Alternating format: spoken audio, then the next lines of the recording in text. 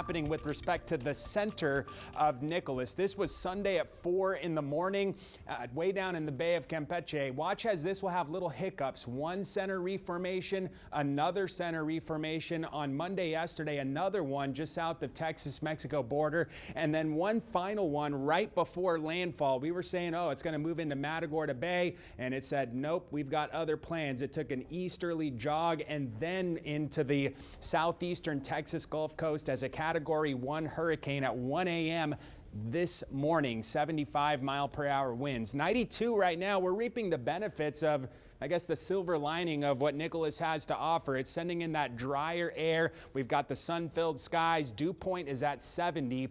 Typically, this is up in the mid-70s, so a little drop in the humidity. Winds are pretty calm, mid to low 90s across the viewing area. The heat index with that drop in humidity, not all that oppressive. Yes, it is hot, but we're not seeing, 110 to 115. We're in the upper 90s for the most part, a pair of 101s in Robstown and Kingsville. And you see that northerly flow coming in 5 to 10 miles per hour. Can also see some of that in the clouds, the cumulus clouds moving around the backside or western side of what is still tropical storm Nicholas. Just barely though, 40-mile-per-hour winds going to continue to drag over the southeast. Lots of heavy rain there, but we're going to be on that dry sector of the storm now, and it's going to give us some pretty nice days of weather tomorrow and into Thursday. We won't really start to up the rain chances again. Just a little chance Friday and another small chance into early next week, but I'm not seeing anything organized moving our direction. So there's Nicholas. You see how it's going to fall apart over Louisiana.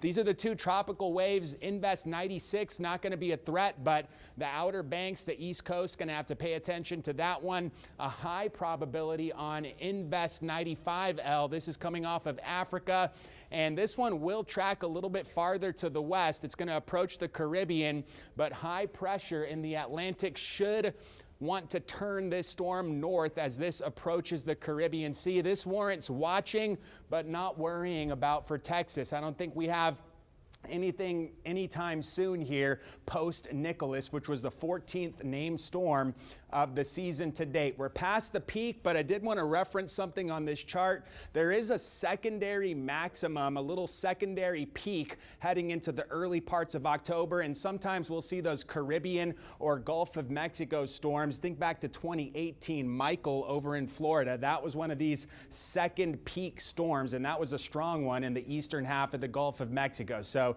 not out of the woods yet with respect to the tropics, but it is going to be quiet moving through the rest of the week.